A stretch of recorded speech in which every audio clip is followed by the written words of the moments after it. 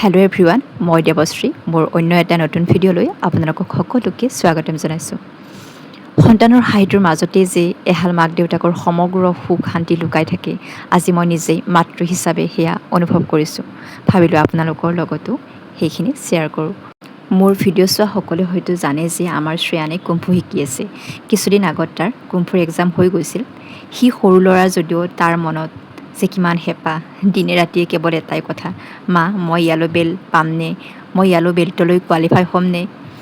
কিন্তু মই আকৌ ভাবিছিলোঁ সি যিহেতু সৰু ল'ৰা, প্ৰথমবাৰ এক্সাম দিছে, ক'তনো কোৱালিফাই হ'ব। তথাপিতো তাক মনটোত সান্তনা দি থৈ দিওঁ যে পাবা দিয়া পাবা।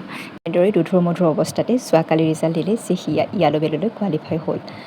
মই এইটো ক'ব বিচৰা নাই যে সি কিবা বহুত ডাঙৰ এচিভমেণ্ট কৰিছে, কিন্তু যেতিয়া সন্তানৰ সৰু সৰু হেঁপাহবোৰক আমি উৎসাহিত কৰোঁ, সিহঁতৰ আত্মবিশ্বাস তেতিয়া দুগুণে বৃদ্ধি পায়। গুণগুণক মই য়েলো বেল্ট পোৱা বুলি, কোৱালিফাই হোৱা বুলি তাক কোৱা নাছিলোঁ। ফিল্ডলৈ নি তাক ছাৰপ্ৰাইজ দিলোঁ। তাক যেতিয়া পিন্ধাই আছিল বা য়েলো বেল্ট প্ৰদান কৰা হৈছিল, তাৰ সেই মুখৰ হাঁহিটো, তাৰ সেই উৎসাহটো দেখিলে মোৰ অন্তৰখনে কিমান শান্তি পাইছিল, সেয়া একমাত্ৰ মাক আৰু দেউতাকেহে বুজি পায়। গতিকে শেষত সকলোৰে আশীৰ্বাদ যাতে আমাৰ শ্ৰেয়ানৰ ওপৰত সদায় থাকে আৰু মোৰ সৰু ডাঙৰ ভাল লগা বেয়া লগা সকলোবোৰ অনুভৱ আপোনালোকৰ লগত সদায় শ্বেয়াৰ কৰি যোৱাৰ প্ৰতিশ্ৰুতিৰে আজিলৈ এৰিছোঁ। জয় আই অসম, জয় জুবিন। ধন্যবাদ।